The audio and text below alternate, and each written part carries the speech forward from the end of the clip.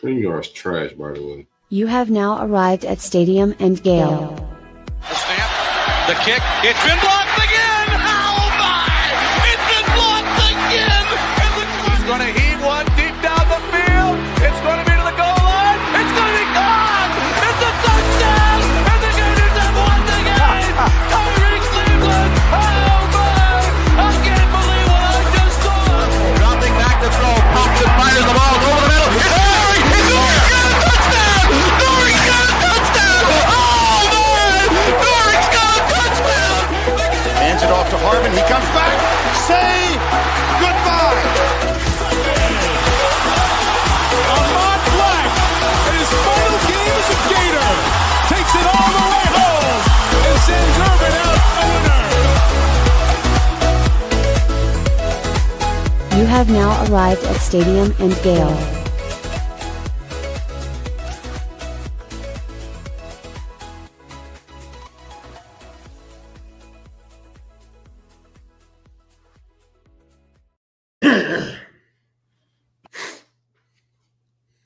Gents, welcome to another episode of Stadium Miguel. It's your boy Corey. It's Dan. Delatorre. Your boy Jay Scott, what it do, baby? What up, 2-5? What's going on, y'all, man? Getting to it, man. Should be a fun show. Same corner, same time. We appreciate everybody for tuning in. Make sure y'all like, comment, subscribe, hang out with us. Super chat is available if y'all want to jump ahead of the line with questions or comments. But Stadium Miguel got a lot of news to uncover. Big announcements on the way. You boys do anything special this weekend? Sorry for the tardiness, but Bro, It is what it is. I was catching every bullet aimed at me. I was waiting on the comment that said, everybody go around and say your favorite Dan Thompson moment. Nobody responded, so I guess I still don't have one. So we're working on that. Maybe today. Hey, it's great to have something to strive towards. That's right. Yeah, so I got to work hard. It's what brings me back each and every Monday night. One good moment. One good moment. Just striving, you know? Played golf yesterday, got stuck in the rain for an hour. That's always fun. But if you're not watching, after the show tonight, we're playing Finland in hockey tonight, or we're playing Sweden in hockey. But Same if thing. you didn't watch the Four Nations hockey tournament, U.S. versus Canada on Saturday night, you missed some absolutely elite TV sports watching. Whatever the NBA was doing this weekend, I mean, it just doesn't even – you're not even the same universe, let alone the same Bro, – I mean, I haven't seen this level of joy on Dan's face since Florida beat Oklahoma. Look at Dan; it's just giddy. yeah, I'm giddy. Jordan, Corey, you guys tuned into the hockey this weekend. so I went on Carolina. Saturday for Valentine's Day, right? Instead of Friday, trying to beat the crowd. That doesn't work anymore, by the way. You know, scrap that whole idea, fellas. Just go out on Valentine's Day because the secret is out about Saturday. It don't work. You got to go on like Tuesday. Yeah. The Thursday, the February 13th, you might as well call that Valentine's Day too. Yeah. The People going 13th a and day the early. 15th is off the records, bro. You cannot do that, man. But stepped out Saturday night with the wife. We sitting in a little speakeasy. The vibes is good. And then she look over to the left, and there's two white boys fighting on ice, man. Yeah. Yeah. There was three fights in the first 9 seconds of the game. I was talking to Nick. Some of it's some off-season square up. A little bit is fighting for your country, and we don't get the chance to do this very often. You know, NHL Olympics is very different, or hockey in the Olympics is very different than this Four Nations tournament. So whatever Gary Bettman did to put this together, they need to keep doing. I think they said they want to do it every other year. So it's an incredible thing to watch. There's a very strong chance the U.S. will play Canada again on Thursday. And that'll be must-watch TV. I know this isn't a hockey podcast, but because I didn't play football, I gotta throw it in there. Hey, man, Drake taking L's, Canada taking L's, like USA, baby. You know what I'm saying? Hey, somebody in the comments said Dan hairline moments is greater than Dan moments, man. That's crazy. Your hairline takes trades, bro. Yeah, you know, it is what it is, you know. To not distract this podcast, I started wearing a hat. Because when I don't wear a hat, it's It's like Kendrick Lamar and I'm Drake in the chat. You know what I mean? Yeah, 100%. Oh man, we got a lot to talk about. I hope everybody did have a good weekend. Great Valentine's Day weekend. But let's get into the show. Corey, let's do a Brunt ad read. Then we got a lot to talk about. One time for the great folks at Brunt Insurance and Financial Services, they're powering everything we got going over here at Stadium and Gale.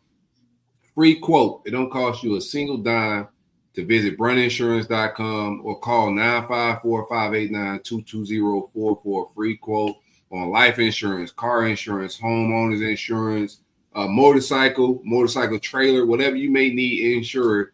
My man Greg can take care of you. If you're in the Southeast, most importantly, Florida, 954-589-2204. Big coverage, big policies, bruntinsurance.com. Greg, what's up, baby? So now I want to, Max Brown here had commented because I control the comments. I'm going to bring it up here. He said, just so you know, my favorite Dan moment is when I see you clapping on any on-3 video about Florida. Somehow I made the B-roll for the Florida Gators when the Gators were playing Tennessee and they had a touchdown. And so I'm right there. Shout out to the Stadium and Gale listener. I forgot who I bought the tickets from in the front row there. Anytime you see an on-3 video about the Gators, there's a chance you'll see my smiling mug on there cheering. And then I give a let's go at the end. It was a couple of alcoholic drinks that day by that point. Just a couple. I think I hosted you that week. You did host us that week. Yeah, Nick, you were around the shenanigans. Shenanigans started early Friday. Yeah. Alcohol was fun. Speaking of Gainesville, Corey, let's talk about Stadium and Gale heading up to Gainesville in just a couple weeks. It has been announced that DJ Lagway is hosting a fundraiser for his new foundation. So want you to get the floor here to talk a little bit about that. All right, let me get this flyer in front of me, man. But yeah, shout out to the DJ Lagway, our quarterback. He's launching the DJ Lagway Foundation, something we've been hitting at on this show for feels like 6-7 months at this point. We're working on this for a little while, but Stadium and Gale, the crew should be hosting the live show. There's more content around it that Flow Factory will be doing behind the scenes, and also it's like some documentary type vibes. But DJLagway.com, he's starting his foundation in collaboration with UF Health. He's giving 100% of proceeds from this event to UF Health in this whole collaboration. But visit DJLagway.com. It should be a lot of people, a lot of the big names around UF, football, Twitter, social media, all that stuff, man. It's going to be a good time. Make sure you buy your tickets. It's going to be at Spurrier's. We're going to have Miss Lagway on the show next week to come and hang out on Stadium and Gale, talk about this event a little bit more, the purpose of the foundation, their vision, where they're trying to take this thing. But philanthropy is big with all these athletes. We see all the NIL, but this is Stadium and Gale, Flow Factory, us collaborating with an athlete in the NIL situation with philanthropy, nonprofit, giving back. This is a lane that we want to kind of camp out in without NIL efforts, but excited for this whole event, man. The live show is going to be hosted by the crew right here, man, us four. We're going to sit on the stage, questions, Q&As. There should be some live painting. The food at Spurrier, I heard, is fire. The ambiance and the vibe should be great. Make sure y'all tune in and hang out with us, man. It should be a good time. Absolutely. Revel, the artist, will be there. How much do I have to pay to get a drawing of me? I know my forehead and my hairline will probably take up 80% of the canvas. Yeah, that's a lot of blush paint too. You know what I mean? California King bed sheet. I don't know what they run. Yeah, we're probably in the tens of thousands, huh? The number, they're gallons of paint. Ask the Lagway Foundation what I would need to do to get that going. I got to kick off my new office. I got just a bunch of stuff in a side bedroom. I got to turn it into my office. It's been sitting pretty vacant for about a year now, so I got to do something with that.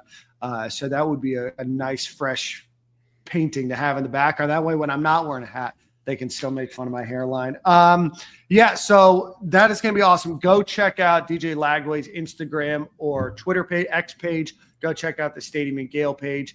Go check out the foundation page. It is going to be an unbelievable event in Gainesville, not that far from now, about a month from now. So go check that out. I think you'll be in for a lot of surprises while you're there as well. So it should be a great event on Monday at Spurrier in Gainesville. Should be well attended.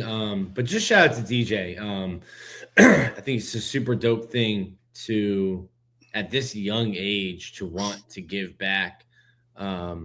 I always thought that, like, Florida Victorious, when they had these guys doing work in the community and doing stuff like this, I always thought, like, I hope it sticks. Like, I hope they like it, or they meet somebody or hear a story that kind of sticks. And to see a kid who's, I think he doesn't turn 20 until December or 20, like before next year, to see him already being like, okay, I see this platform I have. I see where I've gotten to in life, and I can give back, and to jump at the first opportunity to do this, I think shows the kind of person that Miss Nikita and Derek raised. So shout out to DJ. If I had a bunch of money when I was 19, I definitely wasn't starting a foundation. I was doing some hood rat stuff with my friends. So shout out to DJ. Nah, you would have been doing philanthropy if you was DJ Lagway for sure, man, because you got to find a way to get, them big bucks is coming in, brother. And you got to find a way to give back for a lot of different reasons, man. But I'm excited about this, man. I think it's very important to give back to the community. I like the collaboration with UF Health. Looking forward to just shooting some more content, getting into town and doing more things, NIL capacity. And if Stadium and Gale fans, man, y'all go buy tickets. It's going to be worth it, man. Support whatever cause these players got going on. Don't just buy their merch. Don't just do the fun things. But when they're giving back to the community, make sure you guys support in that fashion as well. It's an opportunity because I think they're going to be bidding off the live art and some other things, man. So it's an opportunity as a community to enjoy, of course, a good conversation with Stadium and Gale while we talk about past season, upcoming season, but also we're going to tap into some philanthropy, and you guys will get the access to buy signed merch, to be able to engage with DJ and also other Gator celebrities. Jordan Scarlett's in the mix. He'll be there. We'll have some other guys. Johnny Townsend is throwing this thing with us, so Johnny Townsend will be in the building. Warfel name has been mentioned, some other guys. It should be the who's who of Gator should be in the building. So go find your ticket on djlagway.com. Support the cause, support your favorite podcast, and also support philanthropy, man. Yeah, absolutely. So go check that out, DJ Lagway, the number 2.com. So DJLagway2.com. So you can get tickets. More information will be announced as we get a little bit closer, but it's going to be an unbelievable Monday night in Gainesville. So if you're a student at UF, Santa Fe, if you live in Gainesville, if you live nearby, I'm making the trek from Tampa and back. So if I can do it, I know I have to be there, but beyond that, if I can do it, you can definitely do it. It's going to be a fun event. So again, DJLagway2.com. And let me know if you buy tickets. Every person that buys ticket, I will buy one Zyrtec for Nick to take before we podcast every week. All right. You'll notice. Zyrtec is crazy. You got allergies. You'll also notice in terms of branding for the podcast, we did do a branding and identity logo change. So you'll notice that we are really kind of leaning into who we are and what our identity is going to be moving forward. So we will have a lot of new merchandise available for you to buy. Obviously, you can still buy the old merchandise, and we're going to have a lot more. We're going to really try to elevate that, not only in quality, but in the number of products and types of products that you can get as well. So I do want to give a shout out to Carl. Carl was the one that put this together for us. We think it's a great brand identity. We think it's a great logo moving forward. We think it represents the four of us. So all four of us were keenly involved in creating this. So very, very excited for that. So be on the lookout. And then as Mac Gross says here in the comments, if you're watching on YouTube, please hit that like button. If you're watching on Instagram, this is the first time we've streamed to Instagram, so shout out to you listeners. I know I saw Harrison on there earlier, a few others there. And then if you're on X as well, so go share that with your friends. All right, guys, big news to most people, not to us. We've been hinting at it on the show probably December that Will Harris will not be on the staff any longer. It was announced that he is going to, at least for now, the University of Miami, but allegations, right? So Will has hit my DM and told me he's going to the NFL, man. So very good. Very show. Yeah, we've got. I do want to set the stage for that conversation a little bit. We've, as Stadium and Gale, have not always been the breaking news podcast, right? We have tried to stay a little bit away from the breaking news side of things. We've tried to stay away from some of the more in-depth recruiting and interviewing recruits and stuff like that. I think as we continue to grow and mature as a podcast and grow and mature in our relationships, we're going to start breaking some more news. And so we're trying to do that the best way that we can. And we want to be careful of our sources. We want to be careful of the information that we want to put out there. But when we talked about Will Harris and we talked about some of the coaches on this staff not necessarily being all that pleased, it wasn't just conjecture. This is us talking to people, having an understanding of the culture around the program, and who we're talking to about this information is pretty solid and pretty solidified. So we want to make sure that when we bring information to the show, it's something you can believe, but we also want to let you know that is things that you're going to start hearing more of. So Will Harris left the University of Florida on Friday or Thursday, I guess.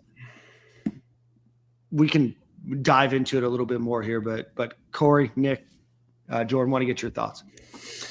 Well, first off, Corey blew my scoop. Had my story scheduled to run Monday morning. Next thing I know, I look up, I'm like, dang. I know you corporate boys had to wait for like your like the proper channels. You know what I'm saying? I'm not corporate, so I could just go ahead and I can't get fired by anybody but Dan. Like we can't. I mean, theoretically, Dan can drop the hammer. So, Dan, we just get mad at each will other. drop We the might get hammer. fired. Yeah. So I figured I got the information. I was actually on the spaces on Twitter when I got the information and spilled it out in that spaces, and then sent out a tweet at the same time. But it's been smoke, and I just like a little bit more on what Dan was saying. So in December, we kind of started spelling out of the situation that may be going on with Will Harris, discomfort within the staff, a possible work environment that he may move on if Ron Roberts is kept. And it kind of played out. As we hinted on that, we got some kickback, and we just stuck to our guns, but we got some kickback from some message boards, and some people thought that we was just stirring the pot a little bit. But as it played out, it played out to true form that he wasn't happy. He was looking around, and we seen that with the Texas interest with him, and also the Miami interest, and then now there's some NFL smoke. But a lot of keeping Ron Roberts was going to be a part of that. What's the reasons behind that? We won't go into rumors and innuendos, what that may be, but it was just some discomfort and possibly a work environment that was going to change. And then transform to that to Deron Wilson. As we broke the Will Harris news, we also, as a crew, kind of put out there that Deron Wilson is going to be the guy that they go after. So we kind of walked our audience through this whole process from Will Harris leaving, let go, however you want to read his long tweet. You know, there was a lot of things in there. Yeah, there's some innuendos in there. Yeah, a lot of innuendos in there. Yeah. But I think we did a good job of walking our audience through this whole process and sending it all the way through the finish line with finding the new DB coach, which is Deron Wilson. And I had to scoop Nick. I didn't know Nick had the scoop, but I put it out there. In my mind, before I put it out, I said, man, there's probably other writers with this information, but they can't put it out yet because they got to move righteously, and I don't have to, man. I could just go. And, They gotta follow timelines that are given to them to make sure that they get future scoops. yes. And our scooper don't care about future scoops. They just got us, man. Nick, what was your Nick? Give out your spiel, man. What you got from the corporate side? What happened? Corporate side. Excited to have Deron back in Gainesville. He was a valuable member of the 2022 staff. Young cat, 35. I remember looking that up and being like, dang. Yeah. Nice. 37-year-old. I like hearing that. That's young. Younger than me. Yeah, still the prime. Yeah, I think there's some familiarity with the program, with the expectations. Get him on campus. Right now they're going through identity stuff, and part of the loosened NCAA regulations, they can do some stuff with a football. Jordan's probably looking crazy. Like, what do you mean? Damn, coaches are around me right now. Get them away from me. Just trying to lift in the offseason. So he will get to see, his guys in action early. I think the biggest thing for me, my standpoint, was I thought you had to move quickly, which they did. I thought you needed to have somebody in place. You got spring football coming up. You just had a unbelievable defensive back class with safeties and cornerbacks. I love Florida's signing class. Don't make them wait and figure out who their coach is going to be down the line. So I think moving quickly was important. And keeping this class intact, I think, is important, which I've seen you talking about a bunch. People worrying about, I think I saw you saying one time, like, hey, if we're going to Texas, that's cool. Protected by Commissioner Sankey, not letting, SEC transfer. It could get a little funky, Florida to Miami. But I like it. He's a young coach, young black coach, to come in and coach that position group. But also you need someone that can recruit. A lot of recruiting is now old greenbacks, old dead white men on greenbacks. Do a lot more recruiting than coaches do, and sometimes that's the bottom line. But I think getting someone young and fresh in the building is good. Yeah, and somebody that's familiar. Yep, understands the lingo. Was on the staff for was in the SEC for the last 2 years. He was on Florida staff for a year. Yep. They had Arkansas had a really good secondary his first year. They lost their best cornerback the following year and took a little slide, and then was just named the DC. Was going to be calling it for Georgia State. So able to get him back on campus, get him back in the fold. He's got an unbelievably talented room. Yeah, significantly talented, more talented than any room that he's probably coached. That's the second of 3 hires that Florida's now hired on defense that were slated as defensive coordinators. Yes, at G5 schools, and I know we don't like to hear that, but that's at least shows where where their trajectory, their coaching career is going. So Deron Wilson, like Nick said, Corey broke the news. I know a lot of people are giving Matt Zennett's credit and other folks. Corey was the one that broke the news. So give him his flowers for breaking that news. We talked about it on the show on, I think, Thursday. We alluded to that was probably the likely pick. There was a couple other people that were somewhat in the fold, talked to at least, but that pick was pretty solidified going into that Will Harris decision. And I don't think it caught Billy Napier necessarily by surprise either. So Deron Wilson will be your new defensive backs coach. Will Harris is likely not going to Miami, likely going to the NFL. So that's where we sit. Any final thoughts on Deron Wilson or Will Harris before we get out of here? Yeah, man, I think that basically I kind of like when Nick said that he's a young quarterback. I mean, a young DB coach. So, like, it's good to have that energy around the young guys. You feel me? He can basically I feel like the best part about football is having the passion to play for football, like play good ball and play for somebody you love. And if he's bringing that energy every day, the players are going to react off that and kind of just, go with the flow. And I think that'll be good for them boys. And they already know him kind of deal. So I think it'll be a good thing overall. Yeah, no, I mean, good pedigree, play a good playing career when he was in playing SEC football, right? He played at Arkansas?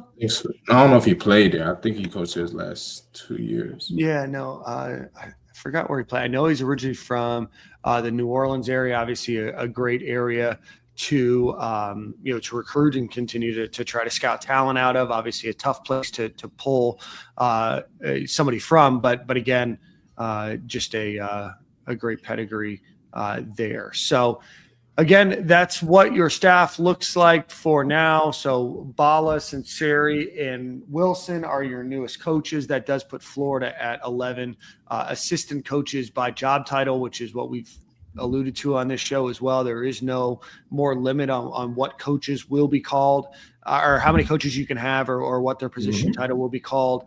There is a limit on certainly the number of coaches that can go out and recruit, and you can designate 10 to do so. But so Florida now has what looks to be the making of Mustard Staff. And I was wrong. So he went to Southern Miss. So he was a cornerback at Southern Miss, was a Jim Thorpe Award preseason watch list member before he injured his ankle going into his senior year. So Conference USA, all freshman team, Phil Steele, freshman All-American, second team, all-team conference. So, a solid player and comes here. And that's the second straight hire that Florida has gotten that has been a perennial game changer at the position when they were in college. So good to get that back. And so that's what Florida staff looks like now. Corey, any final thoughts on Deron Wilson or Will Harris?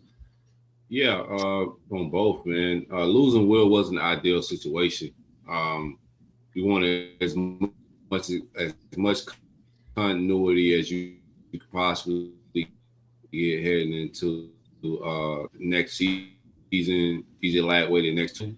I think the fan base wanted more change on the offensive side, the defensive side, and it turns out we're getting more change on the defensive side than the offensive side. But we expressed on here because we just like to give our audience the heads up on the vibes of what's going on if we got the information. And it was kind of apparent that Will wanted to move on.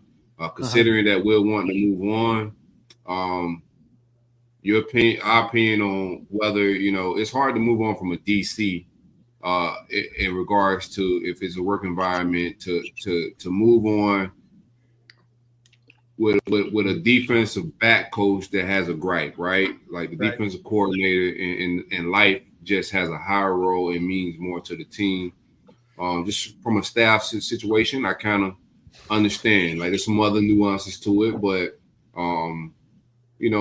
what Will put out there, it's hard to tell what the determining factor is. A little bit of two. I think it was the work environment and also pay, but we had to move on nonetheless, and it's time to move on. I don't want to keep harping on Will Harris.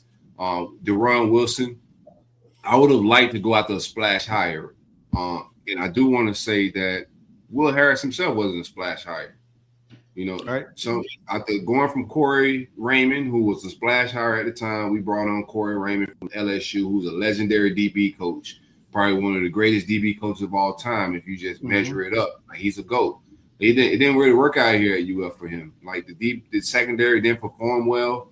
Will Harris come in, he cleaned up tackling, he cleaned up just communication, pre-snap wise. I do want to give him his flowers. Like he cleaned up a lot of things DB wise, and we wanted to keep that continuity. Why I wasn't playing to the highest level of like college football DBs around the country. It was an improved play at UF.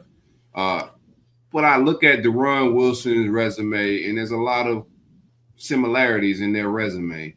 And I think I wanted a splash hire, but that's not what we got. But when you just get to the bones of everything, the foundation of what Billy brought in, I think it's another solid hire. The guy was a defensive coordinator at Georgia State when we poached him. You guys already spoke about his time at Arkansas. He's highly thought of in the coaching world. When I look at clips of him, via social media, YouTube, he fits the bill of a DB coach. I think he's going to recruit well. I don't think there's going to be a drop off with recruiting. I think he'll hold his end of the bargain with that. He'll be on the same level as Will Harris, if not higher. Vinny Sinceri is going to be a really good recruiter in my opinion. So I don't think the recruiting drop off is going to be anything whatsoever. What I want to see is the development from the safety position and the cornerback positions. Continue to see these guys tackle well, communicate well, pre-snap, know their assignment. That part of the football where Will cleaned up, I want to see that continue. Good hire. But I want to see how they continue to develop going further, man. And if Will Harris is not going to Miami, he's going to the NFL. Like that makes it even funner, right? Like, I just like that even more that he left and threw some sprays at Miami, so I get my troll back. Yeah, no, absolutely. So, yeah, I think the more concerning thing we talked about on Logo Talk on Thursday is just more of the reason why, not necessarily just that he did. We talked about it on the show this time last year, maybe 13 months ago, when Will Harris got hired. You're just not sure.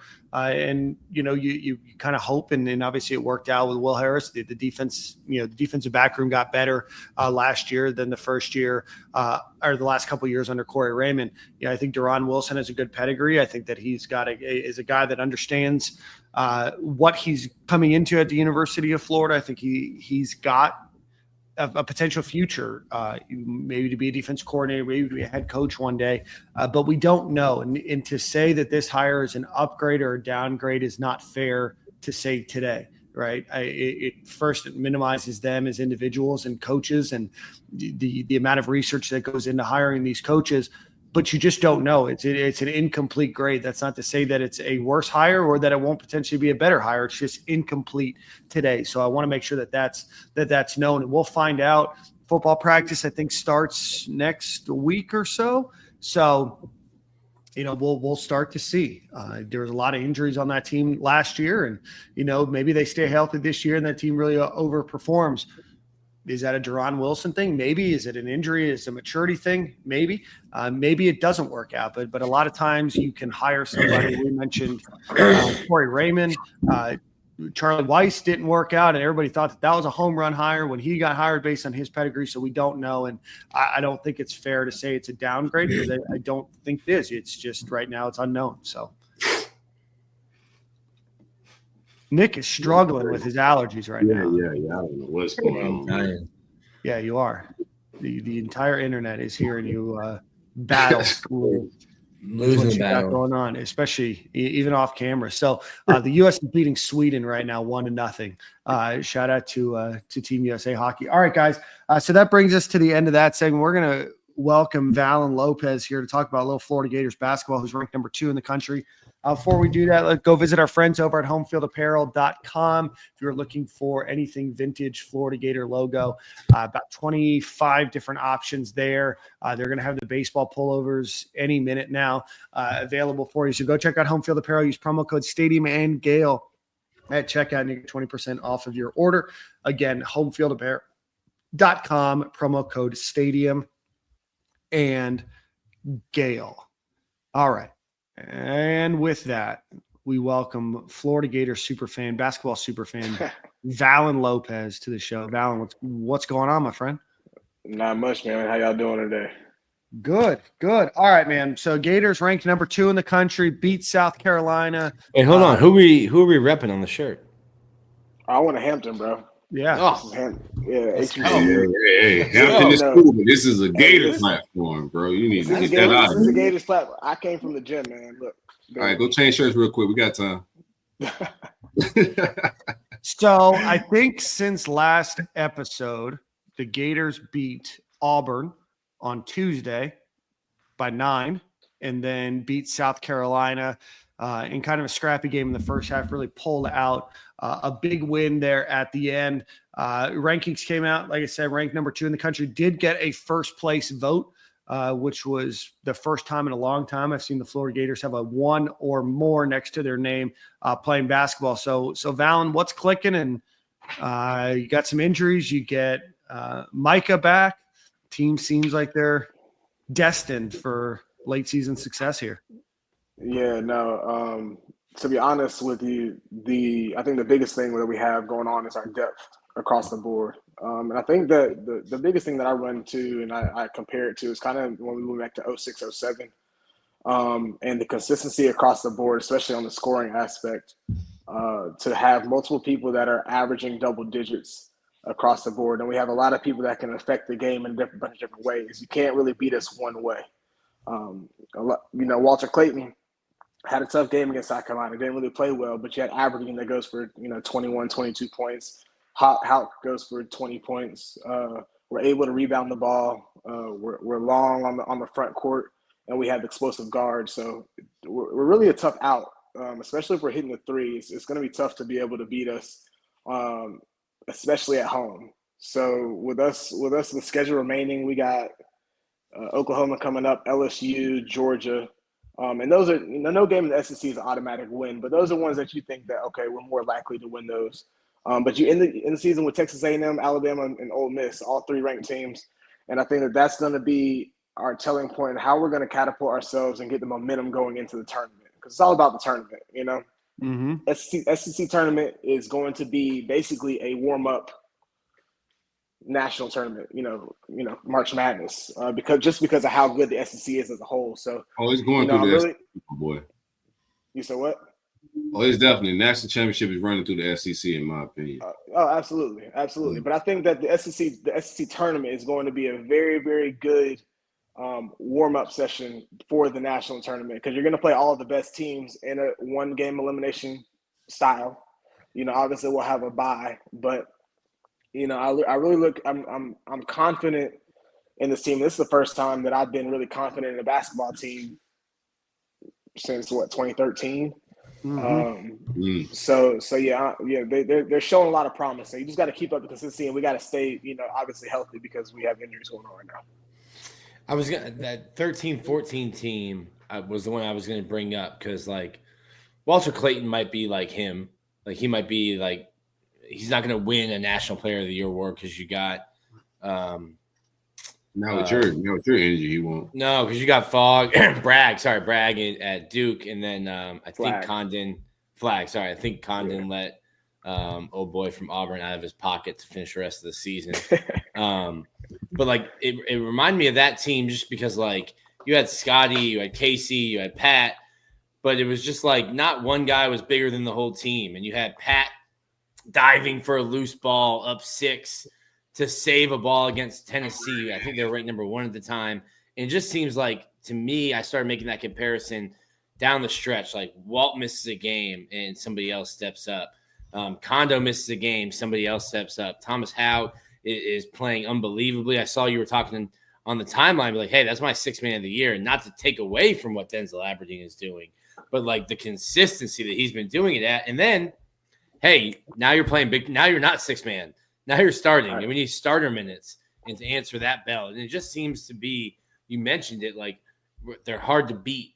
And it's they're not even getting good injury luck right now. And you're getting guys in off the bench. You got Urban making threes, big threes that are putting games on ice late. To me, I was almost questioning, hey, they play a pretty tight 7-8 rotation. What happens if things start to fall apart, if you get an injury? And I've gotten my answer the last 2 weeks for sure. Yeah, and so when you talk about basketball, you're really gonna, a lot of teams won't go past 7-8 is a stretch, right? So I think that the injuries allowed for us to see what we truly have in the on the bench. So we knew Tommy Houck, but I think Houck has completely excelled and has gone past or surpassed what I ever thought that he would play. Aberdeen has shown the confidence that he had back at Texas A&M in the SEC championship last year, and is playing basketball he's not afraid. He's attacking the rim. He feels comfortable. You can tell. But I was thinking about this on the way home from the gym today. I think the find of Urban Klabsar is key, and you may not even see him very much the rest of the year. His minutes are going to be very, very small, but what he can do, he is a spark plug. So whenever we are struggling shooting the ball, I would not be surprised if you see him get a couple minutes in there to see if we can get a 3 to hit, just to hit momentum. And you can tell that as his minutes increased on the back end of this season, and he's had success, meaning that he's actually hitting the threes, because the first half of the year they were in and out. He was missing. He wasn't comfortable. Mm-hmm. But once you start to see the ball go through the rim, then your play elevates. You can tell he's handling the ball a lot more comfortably. He's playing a little bit more defense. So if you just think about when you're on these tournament runs, you just never know what each game is going to give you. You don't know how your matchups are going to be. To be able to go that deep into the bench is only a luxury. Dog, that bench got me like telling generational lies. Aberdeen is an absolute dog, bro. Like, players getting injured, like reignited, like a few things for me because I know our starting five, what we can do, and like winning games, but just seeing that we can go to the bench and not lose no drop off. It might like low key get better, right? Like this is a different, bro. We should be a Final Four team, man, and we're peaking at the right time. Yeah, no, and you're exactly right. I think the depth makes you very, very confident in what's going on. And if you look at even bringing Handlogden back, right? I don't expect a lot from Handlogden either. You may get whenever Connor gets back, you may get 10, 15 minutes. That might be pushing it. Don't expect a lot of scoring, but it's another person that can affect the ball at the rim. He's going to protect the rim and can rebound. Mm-hmm. And I think that's our biggest thing is to be able to continue to rebound and kill people on the boards.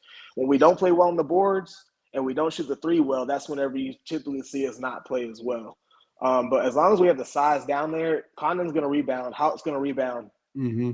I've had my issues with Chinyelu, but Chinyelu has played pretty solid, So to add in the Florida Gator Dennis Rodman, he's good for 6 points, 14 boards, 3 elbows, 2 shoves. Yeah, he's got to get better hands though. He's got to work on that. But other than that, you're right. He 100% he can give you that. But to have a 7'1", which is the tallest player that we have coming off the bench, and he was a starter last year. It's not like we're bringing in somebody that's never played before. He was a starter. So to be able to have that coming off the bench is only a luxury, man. And I think another thing with this team is Todd Golden has done a phenomenal job managing the team, managing the substitutions, but more so importantly, which I think is our biggest success that goes kind of unknown, is our ability to draw up plays out of timeouts. Mm-hmm. When teams are getting momentum, there's not very many times where we call a timeout and we get the ball coming out of that timeout and we don't get a bucket. And if it's not a bucket, it's a really, really good shot that probably should have got in. We just missed the shot. And that changes the momentum of the game. They go on Auburn. We were up by 20. They come down. They hit a 3, come back down. We turn the ball over. They get a layup. We call a timeout, come out. First thing we do is get a bucket. So now we're back up to 17, and it settles everything down. And, I was there, so the crowd, at that point, we had momentum. We thought we were running it out, but that was a perfect timeout call and the perfect play coming out of that. And it just changes the momentum and it changes the confidence of the team whenever you're able to finally get a bucket after not missing any, as we saw with Mike White when we go 15 minutes without a bucket. So Mike's still cooking up those 20-minute droughts. Still, they're doing the same thing. Yeah, same stuff. But one shout out to Mike White. No, always had a fire backdoor lob inbound play. The baseline, the blob. Mike White was good for a blob a game. If it's manufactured, you should try to do one of those when the other team's on a 19-0 run. Hey, but the thing, Nick, is that only counts for 2 points. Yeah, but that's why you have to manufacture 30 of those a game. Then that's 60 points. Now we're cooking. I'm confident. Go ahead. No, go ahead. I'm good. No, I was just going to say team is probably 9 or 10, even 10 people deep now, which, from an injury perspective is great. What are some things that Florida needs to do over the next couple of games? Obviously, they need to get Micah back into playing condition. He's going to probably play a little bit more. But what are some things that you're looking for as we round out the rest of this SEC schedule? And, there's probably some teams that are on the weaker side of their schedule this year still left to go where you can hopefully try out some new things or polish up some things. So what do you want to see them polish up? Yeah, so great point. So right now, obviously, you guys know that the rankings came out, the AP rankings, and obviously the first set of bracketology rankings, which now AP has us at number 2. So these last games are going to be very, very pivotal, especially because we're kind of jockeying with the Duke, the Alabama in regards to what spot we want to get. We want to get, obviously, the closest place to here. Right. So with us being initially at the 3 seed, it kind of put us out west. Us being the 2 seed will put us back over here on the east side. So for the next 3 games, Oklahoma. Is that LSU, Cleveland? Is that the 2 seed goes to Cleveland? So I don't know exactly where. I haven't looked at that exact spots. I know. I mean, it's a wild year for the SEC to be this dominant. When you look at these like first round host cities, it's like Lexington's one of them, like Cleveland. Like there's going to be there's going to be a really good SEC team traveling thousands of miles. Yeah, right. To be like a 2 seed in a region. Yeah, so we've got Atlanta, Indianapolis, San Francisco, and Newark as the kind of head locations here. Okay. Ooh, San Francisco. I guess Todd Golden go back to his stomping grounds a little bit. Right, but obviously the goal is to not have to go out there. So, No. So the top four seeds in the SEC, they're not going to have them all in the same bracket. So that's why whenever they first came out, they had us in the 4 seed going out west, and Tennessee would have taken that 2 seed, but been on the Duke bracket. But now that we're second, we would take the spot closer to here. And to be able to keep that, right, we have to show consistency in the next 3 games. So that means that Oklahoma, LSU, Georgia, they need to be consistent wins. And we have to play better consistently on the defensive end in the first half. That's been our Achilles heel. We come out great in the second half. That second half was a monster. Like we get busy second half. I ain't gonna lie. Because I remember like first loss of the year. I think it was Missouri. Yeah, no, Kentucky. And then dude from Kentucky had like 19 threes. And you're like, all right, hey, at some point just tip your hat. And then you go to Missouri and you're like, well, wait, why is Missouri also shooting lights out from 3?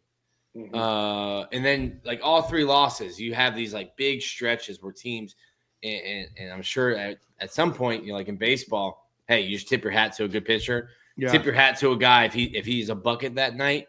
But it does seem like that was a theme, like early defensive, whether it's effort or closing out, but digging yourself a hole within the first 10, 15 minutes of a game that you can't dig yourself out of. Yeah, no, you're exactly right. And to me, I have to try to like wreck my brain and remember the other ones, but mostly it's defensive effort. It looks like the defensive scheme is good. The defensive schemes work. You can see like the Mississippi State game, the way that we played them defensively, the way they played Hubbard, especially we can zone in kind of on one person. I think we do really well with that. The issue is that Missouri, the white boy, can't think of his name, he went crazy, you know, hitting from 3. And we're talking about hand in the face. Can't remember his name, huh? Yeah, can't remember his name. It's Black History Month. I don't need to. But no, okay. So no, he went crazy. Brea, and honestly, a couple people from great Kentucky introduction went to the crazy. show, man. Yeah. So being able to start halves off consistently, the first half, especially on the defensive end, and then being able to protect home against Texas A&M and then go on the road to Alabama. That Alabama game is going to be a big one. Yeah. It's going to be a big one. Now, we've had Alabama's number. We beat them in the SEC tournament last year. We beat them in the regular season last year.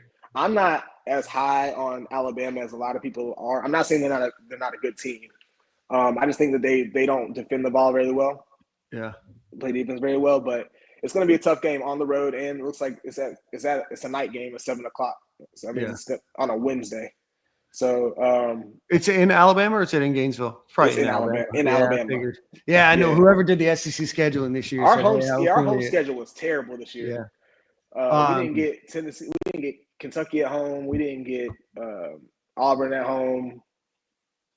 You know, we got Texas A&M at home. That's cool, but you know they didn't do really well with our schedule this year. But I'm it is what it is. Playing Texas A&M in any sport. I just feel like we play them all the time. Just to go back to what we were talking about earlier, the potential first and second round locations are Lexington, Kentucky, Providence, Rhode Island, Seattle, Washington, Wichita, Kansas, Cleveland, Ohio. They got to work on some of these spots. Denver and Milwaukee. So outside of Lexington, which would not be necessarily a warm, welcoming environment to the Florida Gators, those are definitely all places that you're going to have to travel. I guess Cleveland is the one that would be the closest for Gator fans, but definitely not a great draw here for first, second round. Oh, I guess Raleigh, North Carolina is first, second round, and then it moves to San Francisco, Newark, Atlanta, or Indianapolis. So, and then keep in mind too that you're talking about Kentucky not being a good drop, like because it's all going to be neutral site, right? So Kentucky themselves will not be playing in there. So I'm very confident in us on a neutral floor, right? Like I'm not. Going away is tough because it's going away, but on a neutral floor where we're able to have our fans in there and have as much of an impact as the other team, I'm very confident in our ability to be able to play against anybody. Yeah. So, and it's funny. Yeah, what's up? No, finish your take. Go ahead. Oh, no. I was going to say, it's funny that I was talking to somebody about like teams that would give us issues in regards to like in the tournament. And Duke is going to be one of those teams. And somebody was like, "Oh, we would kill Duke on the timeline." I'm like, "Hold on now." You know what I'm saying? Yeah, we killing Duke. Don't die down. Hey, whoever said it, y'all right. No. Listen, you know what I'm saying? Like we have the ability to beat them. But what I'm saying is that the issue is that they have a lot of length to guard. They don't have a guard that's smaller than 6'6", right? So whenever you have that length at the guard spot, it makes it a lot easier for them to defend, especially off of the screen. Where we make a lot of stuff happen. It's off of those dribble handoffs and off of those screens. So it just makes it changes the dynamic of how you play them. Not saying we can't win, but I'm just saying that was something I saw today that I was like, pump the brakes just a little bit. We're gonna beat the brakes off Duke, man. Shout out to Coach K, man. Coach K, I know you're retired, but we beating the brakes off your boys. I got one question for you. Huh? He's gonna forget Cooper. He's gonna forget Cooper Flag's name too. Oh, that's crazy. Didn't you from New Hampshire or Maine or something? We the big dogs in basketball, bro. Like shout out to Todd Golden, man. Future Golden doing this thing. We the big dogs. I expect us to run down on everything. I was hyped preseason. I thought we had a stick. I thought the roster was set up. I thought we had the coach to make a run. And it's kind of like playing itself out a little bit here, man. Shout out to Mike White for just failing while he was here, going to Georgia and just pooping the bed. Now we got a real coach. Valen, I want to check in with you, man. I haven't talked to you personally, man. Usually I check in with you, man, but I want to save it for some content in the show. You went on the road to Auburn. You went into like the bee's nest, man, on the road. What was the vibes like on the road? The guy was at the barbershop before, got the lineup right. I told him, I was hanging out on Friday. I hit him up. I was like, "Yo, it looks like you're getting ready for team hours." He goes, "I'm going to the game tomorrow." I was like, "Okay." Yeah, bro. I had to I couldn't go to another city without a fade, dog. You know what I'm saying? Like, yeah. But no, so the reason I got to give a shout out to my homegirl. She hooped at Auburn. Her name is Janiyah. She got records out there. We didn't have tickets, but we went to the girls' basketball practice, which was right before the game, and basically we just walked in. The environment was amazing, man. They have an amazing stadium, and the cool thing about their stadium is that how like where we go our concessions, and you kind of have to walk out of the stadium into the concession area. Mm-hmm. Well, they have the concourse where you go, you get your concessions, but you can still see what's happening on the floor. And that's all the way around. And they have standing seats as well where you can kind of lean. They have like a little, like at the football stadium, they have like a little bar you can put your drinks on, and they have standing room as well. Explosive environment. Their fans love basketball for sure. But they're nice fans, man. They didn't really I got heckled. I was sitting next to Janiyah Broom's mom. Yeah, and she ain't really, I don't think she was too fond of me at that point. But I got a lot of looks. Like, who was this one person yelling? Because it sounded like I was the only person there, to be honest with you. But I saw like 10 to 15 other Florida fans. We hung out, got some beers together, and then we celebrated afterwards. But it was honestly, that's a stadium, a court that you want to go to experience, because they get wild. They're really, really loud, really nice, really good people. But overall, just a great experience, man. And to see us come out with a dub, man, I was ignorant in there, like Ignorant. Bro, I was watching your tweets and I said, man, I wish I was in the building with my guy. Bro, I be talking greasy right now. Yeah, man. It was so it's different going in there and it's a close game back and forth, but we got up 20. So now I'm like really like laying into them. You know what I'm saying? Like I'm laying into them, and then they kind of had a little bit of a run that brought them back into within like 13. And I was like, because we started shooting too many threes, and we weren't running the ball out at all. We were shooting threes, we were missing. And I was like, man, I don't know. So I started getting a little, not quiet, but I was like, I'm humbling myself a little bit. Like, let me just kind of sit back. And then we kind of took off with it again. But yeah, they knew I was there. They know that dude in the white shirt was going crazy. But I'm real shirt, fresh fade, going crazy. I had the chain on everything. It was lit. As a crew, if we make it to San Antonio, we gotta go out there. Oh, absolutely. We gotta go out there. Absolutely. Come to greasy with me, baby. Hang out. Yeah, we gotta go. I got a hook up in San Antonio. I like in San Antonio. I told y'all they got different. I'm not gonna say it on this show. You said it. Different type. Yeah. That's funny. My dad lived there for a while. A few less now. But no, but yeah. So it was, like I said, it was a great environment, man. And we went down 15-5 at the beginning. So I ain't really have too much to say, but I love Florida sports, man. I love basketball. I just know basketball more than I do anything else. So it's a lot easier to keep up and to be able to be a little more analytical with what I'm talking about versus football. I'm just like, hey, run the ball, throw the ball, don't do that, But explosive environment, good to see us come out with a win. I think good to see the moxie of our team to be able to come out with a win too. That was like drop your balls, like, hey, we got to get something done. They put the hard hat on and they got it done on physically. I think we beat them up too. So yeah, I was super proud to be there. Had a good time out afterwards. Spent way too much money. But we had a good time. Who has it? That's what a win would do. Hey, listen, man, a win had you spending crazy. Man, I'm over here. Yeah, you know how many times I got back to Palm Beach and called my credit card company? Like, I don't know who did that, bro. Yeah, don't check the security. That's crazy that they did that. They They must have had a fun night, wasn't me? Man, they really enjoyed. I shots. wish it was. You know what I mean? We cancel all the charges. Yeah, it was wild. It was funny when I was leaving. It was random. I was leaving out, and there's two cheerleaders that were walking in front of me, and she was going to check out her car, and somebody like parked it right next to their car, and I was like, oh, they like almost hit you. She's like, yeah. So her friend was like, it's probably a Florida flag, and I was like, the hell is that supposed to mean? She's like, I'm so sorry. Like, you know what I'm saying? Like, I didn't mean to say that. But like, it was like. It's a fun time out there, man. No, she meant to say it. She just didn't know you were there. Like I said, fresh fade, demon hours. Yeah. I was on my time, though. You know what I'm saying? Yeah. But that's not for this family show. No. Yeah. Single family vibes, single man vibes, man. This is a family show. We're all taken, Valen. Allegedly. Yeah, I'm not. All right, man. We're gonna get you out of here, brother. All right, man. Appreciate you coming on. Let everybody know you're a great follower. You're even better. Hey, real quick, Valen, can you? I've been trying to get these guys below me here to show up February 28th, March 1st, March 2nd, Florida, Miami. Oh, I'm gonna be in. The last time Miami was up here, we've talked about Dan's A+ heckling performance. Yeah, like, all SEC. Valen was there. I was there. Yeah, Valen was there. That's what I'm saying. Yeah, with somebody too.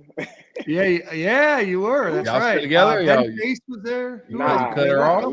We weren't together then. Oh, okay. I see how you looked like it. Listen, the fade does things to people. Hey, Val, I'll tell you what. I don't know. I know you listened to the show a couple weeks ago. He thought you and Vari were the same person. So I just want you to know. Yeah, man, that was disrespectful. Listen. There are allegations with no backing of evidence. Dan says it happened on his show. I can't remember. Y'all look alike, though. It's just they don't look alike at all. Geez. No, right, we really right don't. now, no. That's- I mean, they're both light skinned, but that's literally Yeah, that's really it. That's Hey, it. but hey, Vari actually cool as hell, man. I hung Yes. out with him the old Miss solid game. guy. Man, and he had his kid out there, man. We had a great time, dog. Yeah, big fan of he's a Vari. solid dude, but we're definitely not the same. Valen's No. good 6 inches taller That's than Vari. That's a whole attorney, man. Shout out to my guy Vari, man. A whole 6 Yeah, and he inches from taller. Jacksonville. Yeah. I'm from Georgia, so Worse. What's worse? hey, listen, I get heckled all the time being from Georgia, and I'm a Florida fan, so that don't really bother me no more. I'm not sure what's worse. Well, you can follow him at Rico_Suave03 on X. Val, we appreciate you coming back on, my friend, or coming on the show. And we'll talk to you soon, my friend. Yeah, and shout out to y'all for the new logo, man. I like it. Appreciate you. Appreciate it, dog. Yeah, man. I'll holler at y'all, man. All right, brother. Already, man. Yeah, normally Valen would have been cutting up with you, but he was on his P's and Q's that night. Yeah, Left we the heck can't. We yeah. don't want to throw Yeah. the E sign on the podcast platform, saying this is an explicit show. Yeah. You know what I mean? That boy. We He said he wasn't in a relationship. back on and No, P-Ron went crazy. I ain't gonna lie to you. I was having to like mentally insert bleeps into P-Rons, man, but it was good content. Yeah. Valen saying he was single, but he wasn't acting single that night. I'll tell you that. He was not. No. He was wasn't. not. He was canoodling. Give him a Golden Globe. Give him an Oscar. But no, Nick, we're gonna have to find a different game for me to go to. I'm gonna be up in Boston next weekend. But I definitely want to make it up for a baseball game. Is there one the weekend of the DJ Lagway event? The sure. DJ Lagway event is March 10th. Let me pull up. Well, That's why you do that? Monday, so you'd be in It's long Well, range. no, I Greenville. can come on the weekend. Pause. Oh man, I can make it to Gainesville on the weekend. I'm going to see Shane Gillis that Friday, but outside of that, I'm pretty free that weekend. Anyway, DJ's why you event woke is up? March 10th. What? Yeah, Monday. Yes. You got the Harvard Crimson will be in town. I can't heckle the guy from Harvard that's about to be an investment banker. Why not? He would turn around and be like, "Your portfolio is weak and not diverse." He doesn't know that. Shit, you're That's right. not true. That's not true. Damn it. Very diverse. I'm heavily invested in Life Wallet. Yeah, It's no. a sinking ship. Yeah, I did meet somebody at the bar the other day, and he's like, "Oh, you're that Dan." When I told him about Stadium and Gale, nice guy. He's like, let's start listening to the show. He's like, you're hated amongst the Miami fans. I'm like, well, obviously, like I knew that. Appreciate the insight. He's like, you want to know something? I'm like, where are we gonna go now? He's like, I hate John Ruiz too. I'm like, all right, birds of the same feather. All right, let's get into an ad read. All right, go visit our friends over at Game Time Sidekicks. You can get a great cup like this one or the one Nick has. A lot of great products. GameTimeSidekicks.com. Use promo code Stadium15 to get 15% off of your order. Support a Gator fan that is living in Knoxville, Tennessee by go visiting GameTimeSidekicks.com. University of Florida, a lot of other schools as well. Go visit them. We'll keep your hot drinks hot, your cold drinks cold. True story, I did leave a drink with ice water in the car for 9-10 hours this weekend. Still had ice in it. So, great product. So again, GameTimeSidekicks.com, promo code Stadium15 at checkout. All right, guys. Shout out to Tyler. Tyler is actually did an deal with a couple of baseball players. He's going to be in town soon, so we're going to shoot some content. Awesome. Tyler is one of the owners of Game Time Sidekicks. Great dude. Let's run into a couple of just housekeeping notes. Ryan Tice is been hired to be the new women's volleyball coach. Mary Wise stepped down after 25 illustrious years at the helm. Ryan Tice comes to UF from Marquette, where he's been the last decade or so. So welcome him. We'll try to get him on the show this offseason. We had Mary Weiss on, I think, twice. So try to get him onto the program. Nick, baseball goes 3-0. None of the games particularly close. You did get some paratroopers that came in for the Air Force series that they had, but including one game where nobody but the pitcher, catcher, or first baseman recorded an out. So, Nick, give us just a quick baseball overview. They always say, like, go to a baseball game. There's a good chance you'll see something you've never seen. Started playing baseball when I was 5, so 30 years. 31 years, I've never seen a game. The outfielders could have been chasing butterflies, and it wouldn't have changed the outcome of the game. Mm-hmm. 21 outs because they only played 10-run rule, 17 strikeouts, and 4 ground balls back to the pitcher. 3 of them went from pitcher to first, and 1 was a bunt straight back. Have never seen that in my life. Was talking to Chuck Girolman after the game. He'd never seen that. It's Air Force. There's going to be better talent. It was really cool to hear kind of like what their day-to-day is like. That's wild to try to imagine playing a full-time Division I. Like if you had to wake up at 5:30, make your bed, and go like put a ruck on and hike 5 miles to then go chow class practice. I salute to those boys for real. That's no pun intended. Yeah. Or real pun intended. I don't think they had a pitcher. I don't think they had a pitcher on the mound break 90. Okay. That being said, Vanderbilt just struggled beating Air Force 3-1 tonight. Game just went final. Florida's lineup is going to be a lot different, deep. And if you get the kind of pitching you got from Liam Peterson Friday night, Jake Clemente Saturday, 2 quality starts. Pierce Capallo goes out, strikes out, I think, a Baker's dozen. If Florida's guys are pitching like that on the weekend, they're going to be a really, really tough team to beat. There's always one goal with the baseball team. And I think if Florida plays the way they did this weekend, we're talking a top 8 national seed. Team's good. Need to find my meme. I will not overhype. Last year, Florida lost their starting series to Columbia. So, that's going to happen. You beat the teams you play the way you're supposed to beat them. Air Force is not a good program, but also they won the Mountain West last year, but lost. Oh, okay. They won the Mountain West last year, but lost everybody. And when I say lost everybody, I mean I think they're serving now. Yeah, salute. So, again, beat the teams you're supposed to beat the way you're supposed to beat them, and they did that. So we will stay tuned. You're heading to Jacksonville tomorrow? I'm not. Okay. I am staying in Gainesville. I have inside info. Crazy. Red Panda will be performing at the O-Dome, first time in over a decade. Sorry to the city of Jacksonville, but I'm not going to miss potentially my last time to see Red Panda live in action. Yeah, I mean that's unicycle with her dishes. Yeah, well, shout out to Red Panda. That's cool against Oklahoma. So when you get a chance to see greatness, Dan, you got to stay and give. This is like potentially last year. Red Panda retires. I'm not going to say I spent the night in Duval when I could have had a front row seat for Red Panda. Yeah, I don't know if in the history of your life either will truly matter, but I do think seeing Red Panda in person would be cool. Thank you. Put some respect. So I applaud the choice, Nick. If I had the option, I would choose the one that you're choosing as well. Yeah. And I'm sure our loyal fan base would as well. So if you don't have tickets, go buy them. Go see Red Panda tomorrow. Not to be confused with the electric DJ White Panda. Yeah.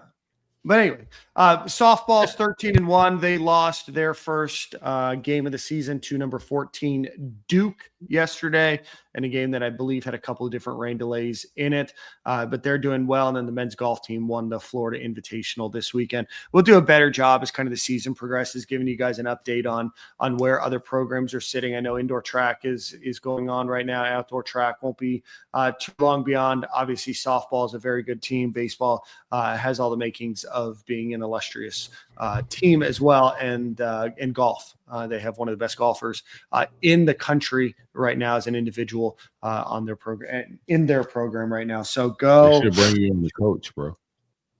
What? They should bring you on the coach. No. No? No. The game that they play and the game that I play are very, very different. I don't think I'm faking out there a little bit.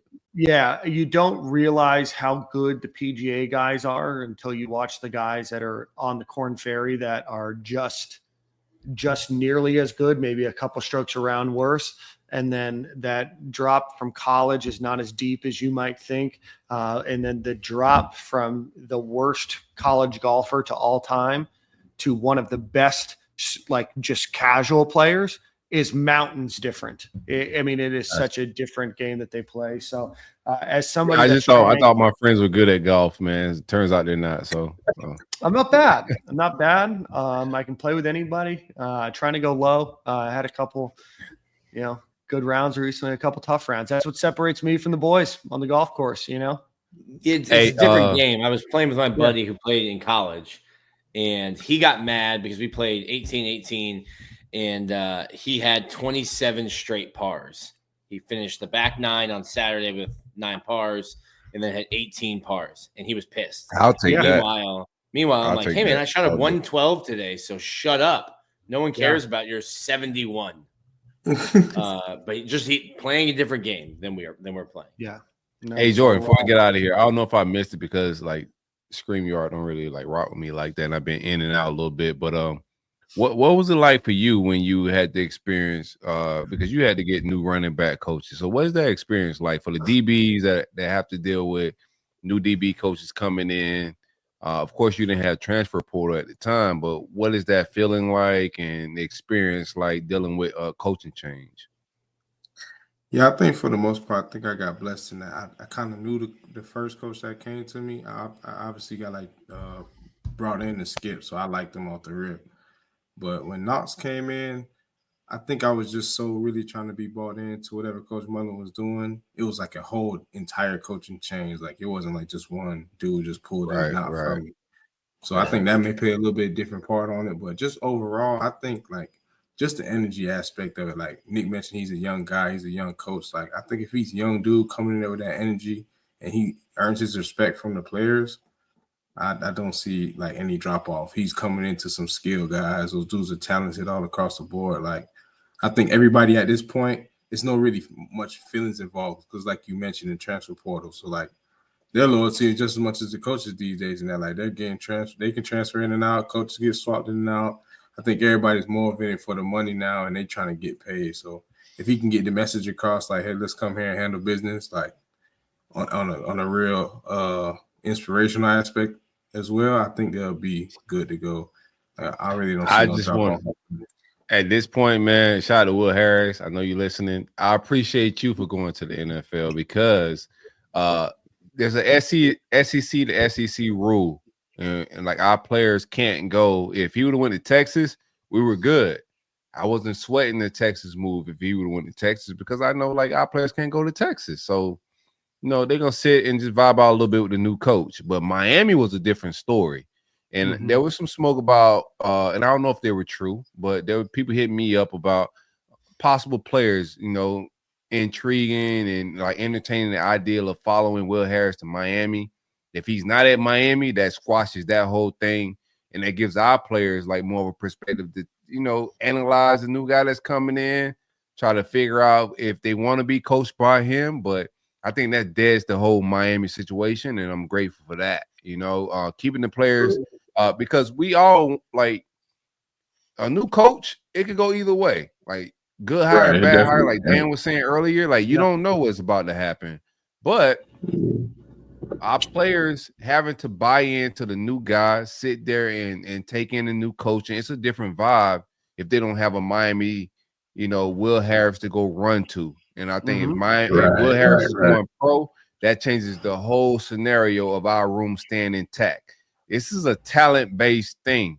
Like, I don't care how good of a DB coach you is. If you're coaching Corey Knowles and Nick Delatorre and Dan Thompson at DB, like, I don't care if you better be one hell of a coach. Yes. Jesus Christ himself. Yes. Water to wine type. Yes. But if you coaching the room we got right now with the guy that we just hired, I think we're Jesus. You don't have to be Jesus. I think we get it.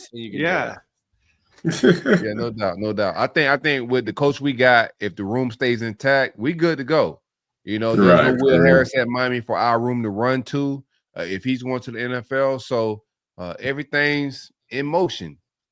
We still good to go for two. Like let the lies ride. We good. Yeah, no, absolutely. And I think that's, a very valid point. Could there be and will there likely be turnover this offseason? Yeah, expect somebody, right? But right now this is, the staff that Florida's riding with, and it's a guy that hopefully these guys feel comfortable with. He's a rising star, if you will. At least he's a rising candidate in the profession. I guess we'll see where his star ultimately is. But I think that he's a likable guy, affable, obviously going places, moving into that defensive coordinator spot. There's only 130-ish defensive coordinator spots in all of FBS college football, and he had one of them. So this is what we have. There might be some turnover. It's probably not going to be the end of the world if it is, but also let's not immediately call this a downgrade. Let's not immediately throw the guy under the bus either as a fan base for Deron Wilson. So again, I know there was a question earlier if Robert Bala is on staff. Yeah. I'm not sure where that question came from. And then Vinny Sanseri, who we do expect big things out of and certainly on the recruiting trail. And then Deron Wilson, kind of hammer out the rest of that. What we think right now is the defensive staff. Could that change? Probably. They could add a couple of other potential pieces there without the limit, but that's where we're at right now. We had also too, like that was a good sell job for Billy Napier and the staff, because Deron wasn't a guy that was just ready to bolt from a defense. It's not hard to become a defensive coordinator as a black man in college football. Like, I don't care where it's at, Georgia State, FCS. It's not easy. Yeah. Oh, yeah. It's not easy for a black man to become a defensive coordinator. So a guy that had became defensive coordinator, he was mulling between leaving that title to become defensive back coach at UF. Billy Napier and the guy sold that role. He coming on full force. Now we have 2 FCS defensive coordinators in our secondary with Sanseri and Wilson. Yeah, it's hard to argue that point. So yeah, that's where we stand. We had a segment idea. You guys want to punt that to next week? Does that work? I mean, it's up to y'all, man. We'll punt it to next week. I think we got some good content today. All right, one time shout out for our friends over at Alumni Hall. Go visit alumnihall.com. Use promo code Stadium and Gale at checkout for the entire month of February and get 20% off of your order. Great time for baseball, softball, volleyball, football, polos for golf, anything that you might want for early Mother's Day, early Father's Day presents, whatever it might be. It's a great opportunity to get 20% off. They don't run this special very often. So if you're looking for anything Florida Gators related, both online or in Gainesville, just use promo code Stadium and Gale at checkout. It's all one word. Get 20% off of your order. All right. With that, I think that brings us to the end of the show. I don't know who has song of the week this week, so I'm going to go with – Not me. I had it last week. We both probably – now, Corey, you had it 2 weeks ago. No, 2 weeks ago. I want to ask your guys' thoughts on this. I think I know the answer. I saw that Lil Wayne is – I saw a few weeks ago Lil Wayne's performing here with the Hot Boys and the Big Timers on Friday night. It's called Little Louisiana. Would you guys go to that concert? Yeah, I mean, he's sober right now. It wasn't good. I caught him at a Super Bowl sober. LaDainian Thomason, me and him passed. Is he living righteous now, though? I don't know, man. Because we talked about this. We talked about this last week. Jordan and I had similar experiences. Yeah. Part of the payment was the frat was rolling him a Ziploc of blunts. So, was not living righteous. Right. Well, I mean, righteous, no. 3 hours. I think marijuana for Wayne is righteous. It's the other stuff that throws him off a little bit. When he's drinking. Yeah, drinking is not liquor we're talking about. Yeah. Purple spray. He likes to Sprite Easter pink, right? No, but sober Wayne puts on the show. I caught him at the Super Bowl down in Miami, in an intimate setting. It was rain coming down. I'm passing joints to LaDainian Thomason. Drew Brees may have been there. I don't know, but it was a great vibe. 2 Chainz came out. The performance was crazy. But I've also called Wayne just not in the best of like mental health, sobriety, and it was terrible. So it just depends. How do you think Juvenile and BG are going to be? What? They're there too. It's Lil Wayne, Juvenile, BG, Manny Fresh, Birdman. Yeah. I don't think Turk's going to make it, but no, they're not vibing with Turk right now. Yeah, no, I don't think that they were. Yeah, it's gonna be a hell of a time right here in downtown Tampa. It's gonna be a different vibe in downtown Tampa Friday night. So, will you be there in attendance? I won't.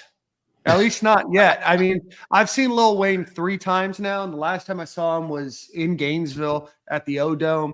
And if you saw him at the O-Dome, you understand why I don't have him on my check the box again list. I think it was him and Fabulous. Fabulous performed a great show, and then we waited, I think, an hour and 45 minutes for Wayne to come on because like he had to park his bus off campus because they said that they were going to search him if he came on.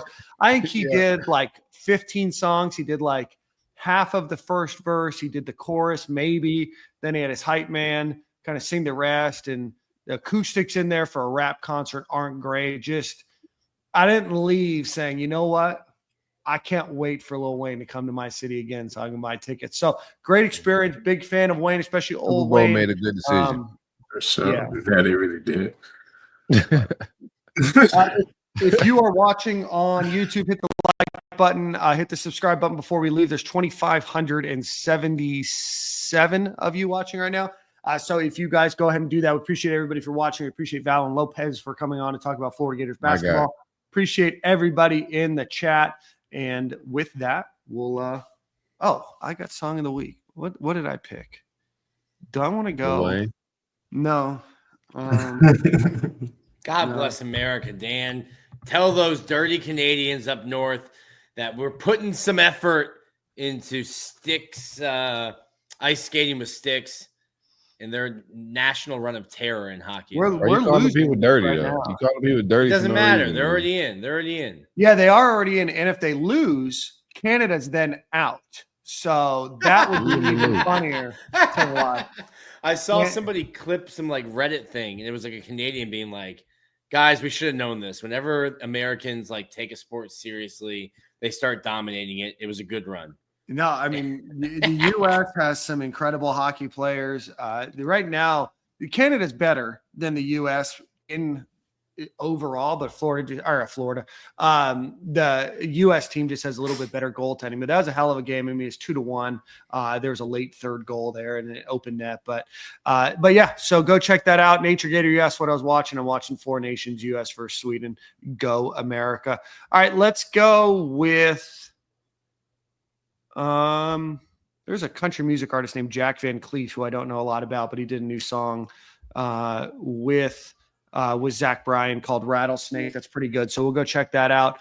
So Rattlesnake by Jack Van Cleef. Appreciate everybody for watching. We'll see you at the same corner, same time next week. And we hope you guys have a great rest of your day. Yo, real quick. DJ Lagway, DJ 2 Lagway. I don't know what the website is, man. DJ Lagway 2. DJ Lagway 2. Definitely pull up to the live event. A little FOMO is going to be going on, but if you miss out and you can't make it, it's only one place to find that content. Stadium and Gale. Subscribe, man. Follow us on every single platform. The live show, we're going to do live questions and answers with DJ Lagway, cover the past season, upcoming season, but the quarterback, the guy at the helm, Timothy Lagway is with Stadium and Gale, man. March 10th. Tap in with us. Gonna ask him if Aiden Warner can spin it. Man, can we rescind Nick's media invite? I'm just kidding. We love you, brother. We'll see you at the same corner, same time next week, guys.